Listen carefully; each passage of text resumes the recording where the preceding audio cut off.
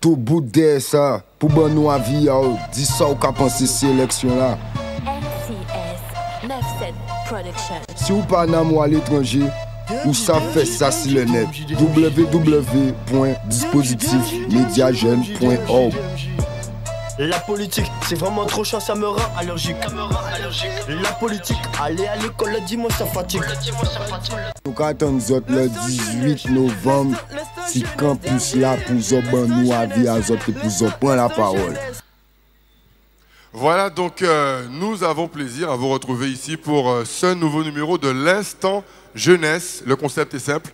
Les candidats en liste pour l'élection régionale sont en face des acteurs jeunesse pour un échange constitué de plusieurs parties. Une première partie, donc introduction, où vous pourrez donc présenter la liste et ainsi que les éléments de votre choix. Juste après, avec ces trois intervenants, vous aurez trois questions. Et par la suite, la partie conclusion, sans oublier la question décalée, question qui permet de rester quand même dans un cadre convivial propre à la jeunesse. Vous aurez l'occasion de le voir dans le cadre de cette émission. On commence tout de suite en rentrant dans le vif du sujet. Mélina Seymour, est-ce que vous pourrez donc faire votre introduction, présentation de la liste aux acteurs et aussi au public qui nous écoute ici à l'Instant Jeunesse. Merci donc pour cette invitation. Bonsoir à tous. Bonsoir à vous et c'est une très belle initiative, donc je vous félicite tous pour cet instant jeunesse. C'est un bon moment de démocratie participatif, en tout cas pour tout un chacun. Donc oui à la Guadeloupe, j'ai 33 ans, je me présente donc pour la 3e fois aux élections régionales. Cette fois effectivement je suis tête de liste parce que j'ai participé à la création active d'un parti en octobre 2014, donc on a décidé d'y aller. Non pas simplement pour être des spectateurs ou en tout cas des acteurs simplement dans le milieu associatif, mais aussi concrètement dans le milieu politique. Très bien, donc introduction terminée. On passe maintenant aux trois questions de nos invités. On vous écoute dans l'ordre de votre choix. Mélina Seymour attend vos questions. Pour les réponses, allez-y. Alors bonsoir. Bonsoir. Alors en termes du terrain homogène pour les activités, développement et tout sur le territoire bastérien Grande Terre, qu'en pensez-vous faire? Tu parles du territoire de façon générale, en partie économique ou par rapport à la jeunesse précisément? Économique et par rapport à la jeunesse. Le développement économique de notre territoire est inégalement réparti sur l'ensemble du territoire. Nous avons le poumon économique, celui qu'on appelle Jarry aujourd'hui, qui est constitué sur une zone marécageuse qui est propice effectivement aux embouteillages le matin. Nous sommes dans une zone dangereuse au niveau de Jarry avec la Sara, les stations, enfin tout ce que ça constitue effectivement cette zone de Jarry.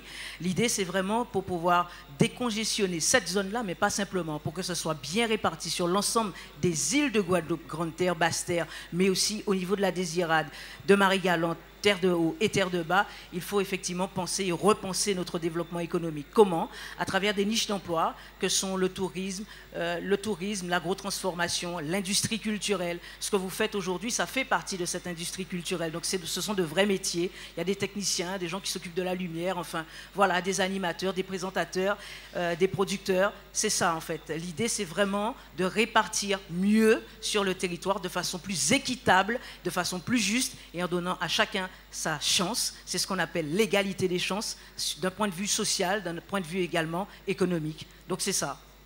Très bien, donc merci pour cette première réponse. On passe tout de suite à la deuxième question. Bonsoir. Bonsoir. En fait, moi je suis de Saint-Martin. Et ce que je voudrais savoir, c'est pourquoi on supprime pas, en fait, pourquoi on ne pas supprimer l'octroi de mer. Pourquoi on ne supprime pas l'octroi de mer? Parce que ça permet aux collectivités effectivement d'en vivre. Mais c'est vrai que certains, et je crois que j'en fais partie aussi, pensent que c'est un impôt qui au fur et à mesure devient de plus en plus injuste, parce qu'il y a des produits qui sortent effectivement de l'extérieur et qui sont surtaxés, mais ce sont des produits de consommation de première nécessité pour des Guadeloupéens. Donc l'idée c'est vraiment de repenser, on l'a dit, mais c'est des négociations qui sont vastes, mais il ne faut pas oublier que l'octroi de mer permet à des collectivités effectivement d'en vivre au moment où le gouvernement réduit considérablement effectivement les sous accordés aux différentes collectivités. Donc c'est important, c'est un impôt qui est important, qui permet aux collectivités de se maintenir, mais pour le porte-monnaie des familles, des foyers, guadeloupéens s'apaisent de plus en plus. Donc c'est une vraie question. Très bien. Alors, on passe maintenant à la troisième question. Alors bonsoir. Bonsoir. Donc moi j'aimerais savoir à quand et surtout comment une réelle intégration de la Guadeloupe dans l'espace caribéen. C'est une très belle question. Et je suis fière d'y répondre puisque nous avons essayé de faire une liste qui représente l'ensemble des composantes effectivement de la Guadeloupe. Nous avons sur notre liste à la 11e position Madame Margaret Paul qui est de l'île de la Dominique et qui se bat considérablement pour revoir tous ces accords au niveau de la Caraïbe. Donc nous avons également Louis Saint-Joseph, qui est un Haïtien qui vit ici, qui est guadeloupéen, qui vit en Guadeloupe depuis une trentaine d'années, qui est un acteur économique également, et qui nous parle avec douleur de cette intégration de la Guadeloupe et des échanges qu'on pourrait mieux formuler inter-îles. Donc ce sont des vraies négociations à mener avec les dispositifs qui existent déjà, mais il faut aller beaucoup plus loin et la jeunesse a son mot à dire justement dans ces échanges inter-îles, intercaribéens pour que nous puissions effectivement échanger avec la jeunesse, mais pas simplement les gouvernements des îles de la Caraïbe. Donc oui, alors pour que ça puisse changer, il faut aussi une nouvelle gouvernance et c'est ce que nous appelons nous, au Oui à la Guadeloupe.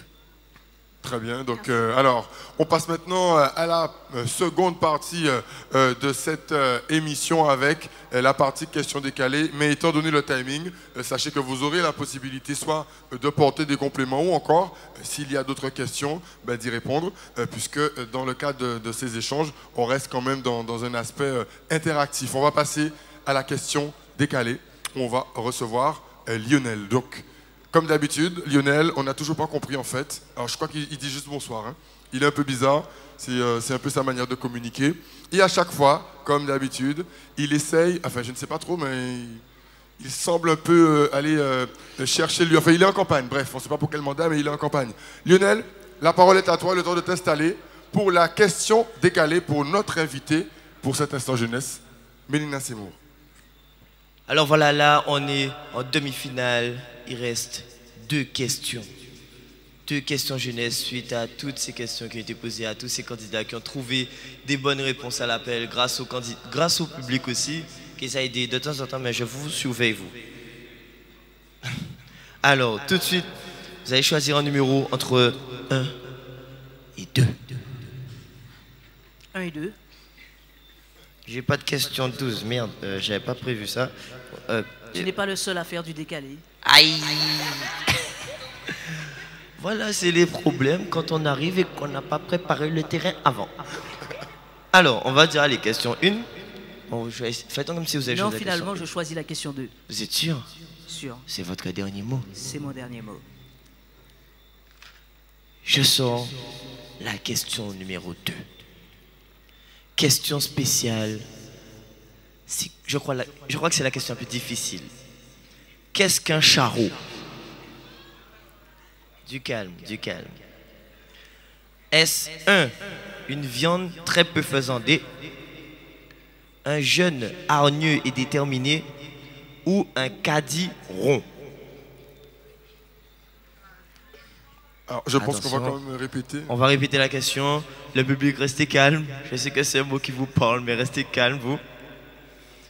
Qu'est-ce qu'un charreau? Ah, j'avais entendu Charlot. Non, Charlot, c'est dans une autre émission. On va parler de ça. C'est ça, j'avais entendu qu'est-ce qu'un charlot? Charreau, c'est comme chat sans le T et roro à la fin. Oh. Voilà, un charreau. Une viande très peu faisandée, un jeune hargneux et déterminé ou un caddie rond? Alors je dirais un jeune comme toi, hargneux, déterminé. Ah non, elle m'a eu, oh mon Dieu. Eh bien, effectivement, c'est la bonne réponse. Un charreau est un jeune déterminé, mais c'est pas tout. Parce que le charreau, c'est aussi ça. DJ, balance le son de tout à l'heure. Ah oui, oui. On met le son bas. Bon, je regarde si on a les autorisations, on va finir avec le son, ça va être drôle. Allez, moi je vais préparer ça et je reviens tout à l'heure avec, on va finir. Très bien, donc c'était la question décalée avec donc Lionel. Donc c'est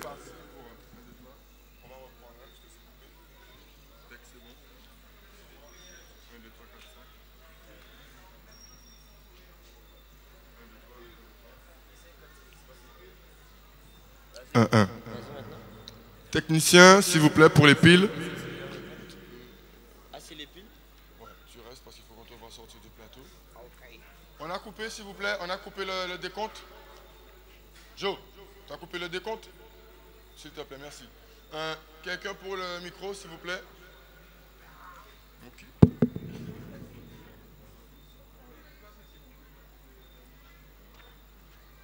Merci. Alors, on va, comme c'est dans les conditions du direct, on pourra recouper. On va poursuivre. On en était sur la partie donc diffusion du son et après on faisait la transition pour la suite. Dès que c'est ok au niveau de la technique, on balance. D'accord. Donc voilà, donc merci beaucoup pour cette question décalée. Tu m'as dit oui, maintenant c'est bon ou pas? D'accord. Donc merci beaucoup pour cette question décalée avec la question sur le charreau. Maintenant, pour ceux qui ne le savaient pas, tout le monde est au courant. On va passer maintenant à la fin de nos échanges. Il nous reste 8 minutes d'échange. Il y a la possibilité de poser d'autres questions si vous le souhaitez ou encore apporter des précisions. Que choisissez-vous? C'est à vous de choisir. Je suis là pour discuter avec vous, échanger. Je ne suis pas venu... vous savez, j'ai 33 ans, donc nous ne pouvons pas aller, nous, à l'aise. Pas ni bon problème. Je ne suis pas venu vous vendre une soupe, je ne suis pas venu vous vendre quoi que ce soit. Donc, j'ai 33 ans, on peut parler. Il faut effectivement une nouvelle génération d'hommes et de femmes politiques qui comprennent ce que c'est qu'un charreau, ce que c'est que... Voilà, c'est ça. Donc, il faut répondre et il faut évoluer avec notre temps, notre génération, les problématiques que vous et que nous connaissons. C'est ça l'objectif. Donc, qu'est-ce qu'on a en matière de projet pour la jeunesse? Mais j'espère bien que vous allez me poser effectivement ces questions. Bon, je me représente, je suis de Saint-Martin et je fais mes études ici, en Guadeloupe. Et je suis venu en Guadeloupe. Enfin, ce que j'aimerais savoir, quelle serait la possibilité de... En fait, pourquoi il n'y a pas de piste cyclable genre dans les rues pour donner accès? Quelles sont tes vraies préoccupations? Au-delà de la piste cyclable, qui est certes important, mais quelles sont tes vraies préoccupations? Quelles sont vos vraies préoccupations? Quel est le regard que vous portez sur les hommes et les femmes politiques, sur la gestion du pays? Est-ce que ça vous convient? Est-ce que le milieu associatif, c'est votre leitmotiv? Qu'est-ce que vous voulez faire demain? Qu'est-ce qui vous motive, qui vous passionne? Qui gens ont été pays à zot demain? Ça, il me semble que c'est une bonne question, mais ça aussi, ça fait partie des vraies questions. Alors c'est sûr, on aimerait un meilleur avenir pour notre Guadeloupe. Qu'est-ce que tu appelles meilleur avenir? Et ça passe par quoi? Meilleur avenir, ça passe déjà par le changement. Ensuite, moi j'ai une question. J'aimerais savoir qu'est-ce qui est prévu, enfin, est-ce qu'il y a quelque chose de prévu contre le décrochage scolaire? Absolument. Alors, pour le décrochage scolaire, il y a cette mesure gouvernementale qui permet effectivement de remettre en selle des élèves qui ont carrément décroché parce qu'ils ne suivent pas et que le système éducatif tel qu'il est présenté au niveau de l'éducation nationale ne correspond pas à tous les publics. Donc, qu'est-ce qui est prévu? C'est le renforcement de tous les dispositifs qui existent déjà, mais il faut, nous, ce que nous prenons, oui, à la Guadeloupe, c'est qu'au niveau du décrochage scolaire, d'aider les associations, de permettre aux enseignants d'aménager leur temps de travail, leur temps scolaire pour pouvoir aider cette jeunesse et tous ceux qui sont en mal avec cette éducation classique qui est donnée. Donc c'est permettre aux enseignants à la fois de s'occuper mieux et autrement de leurs élèves, mais c'est aussi permettre aux associations d'avoir un rôle beaucoup plus poussé. Et pour ça, ça passe par une aide concrète des collectivités, pas simplement de la région, mais des collectivités de façon générale. Alors vous aviez d'autres questions ou on peut poursuivre sur les précisions, sachant qu'il nous reste 3 minutes, 4 minutes de temps d'antenne dans le cadre de cet instant jeunesse. Bon, mis à part les blagues et tout ça, en fait j'ai une vraie question, une question qui fait pas rire. En gros, je suis de l'université, je suis inscrit depuis un certain temps et via beaucoup d'amis à moi, je suis dans différentes associations. Et assez souvent, durant les réunions face aux administrations, c'est des je ne comprends pas, le prix des tickets a augmenté, le prix des loyers augmente, etc. Donc, est-ce que vous avez une solution face au problème où on fait nos études et, par exemple, pour ceux de Saint-Martin qui doivent payer un logement, c'est assez difficile et qu'en plus, le prix augmente chaque année à coût de 5 centimes, de 13 centimes. Bon, à la longue, ça a payé beaucoup plus cher. Donc, qu'est-ce qu'on peut vraiment faire par rapport à ça? Pareil, l'accompagnement des associations, des organismes qui sont sur place. Mais ce n'est pas que de le dire. Il n'y a pas, par exemple, de carte de transport qui permettrait effectivement à la jeunesse d'aller d'un point à un autre. C'est-à-dire que si tu n'as pas tes sous dans ta poche, tu ne peux pas descendre à Basse-Terre ou aller ailleurs. Par rapport au prix des loyers, c'est pareil. Est-ce qu'on ne pourrait pas imaginer ensemble, avec les différents bailleurs, un prix fixe pour les étudiants, en tout cas ceux qui sont dans des conditions sociales modestes? Donc toutes ces choses-là, tous ces dispositifs doivent être mis en place. Et ça se passe avec des jeunes comme vous, à travers les associations que vous faites. La région, la politique régionale, la politique de façon générale, le politique est là pour fixer un cap, pour fixer une vision. Il doit se dire que, par exemple, il y a 60% de jeunes au chômage. Qu'est-ce que je fais dans 6 ans, dans 12 ans, pour que le chômage, effectivement, diminue? Quel est l'objectif? Où sont les chiffres? Comment on peut regarder ensemble et évaluer la politique mise en place? C'est surtout ça. Je ne peux pas terminer quand même sans cette émission avec vous, sans vous parler de notre point fort. Au-delà du fait qu'il faille renforcer tous les dispositifs existants, vous permettre à la jeunesse guadeloupéenne d'aller mieux, d'aller bien, de pouvoir agir, d'être épanoui, encore plus épanoui en Guadeloupe, c'est aussi cet incubateur de la jeunesse que nous proposons à travers effectivement le Oui à la Guadeloupe que nous prônons. C'est quoi? Eh bien, c'est de permettre aux jeunes qui ont justement eu des décrochages, leur permettre de travailler avec tous ceux qui sont dans l'innovation, tous ceux qui sont dans les nouvelles technologies. L'innovation, ce n'est pas simplement les technologies de l'information et de la communication, c'est aussi comment on peut apporter une touche innovante à la tradition, par exemple. Donc c'est un projet qui est majeur, qui pourrait être sur un site comme, par exemple, aux Abîmes, qui pourrait accueillir, comme cette communauté étudiante ici, mais qu'on puisse avoir la même chose avec une jeunesse guadeloupéenne qui a peut-être eu des échecs, qui a peut-être eu des échecs, oui, je ne veux pas dire échoué, qui a peut-être eu des échecs ou des difficultés. Comment on fait pour les aider avec ceux qui ont réussi? Vous, par exemple, qui faites des études brillantes. C'est ça. Aider, c'est aussi de la solidarité, c'est aussi faire autrement, prendre en considération et faire avec, et non pas pour. Très bien, donc merci pour cette conclusion. Alors, il reste, c'est terminé au niveau du temps. 30 secondes, une phrase en 30 secondes et nous concluons. Ce que je veux dire à la jeunesse guadeloupéenne, ce que je veux vous dire, c'est une belle initiative ce que vous faites, c'est de prendre votre destin en main. Vous ne pouvez pas accepter et tolérer sans arrêt que les politiques puissent venir, sortir de là où ils sont pour pouvoir vous dire ce que vous avez à faire. Vous êtes une belle jeunesse, vous êtes une jeunesse compétente, il faut aussi que vous puissiez vous lancer dans le débat. Très bien, donc merci beaucoup pour cette conclusion. Merci aux acteurs jeunesse ainsi que tous ceux qui sont présents avec nous pour ce tournage et ceux qui nous écoutent. En ce moment, c'était donc l'instant jeunesse avec Mélina Seymour. À très vite. Tout bout de ça, pour bon nous avis, dis ça ou qu'a pensé cette élection là. NCS 97 Production. Si vous pas à l'étranger, ou ça fait ça sur le net. www.dispositifmediajeune.org.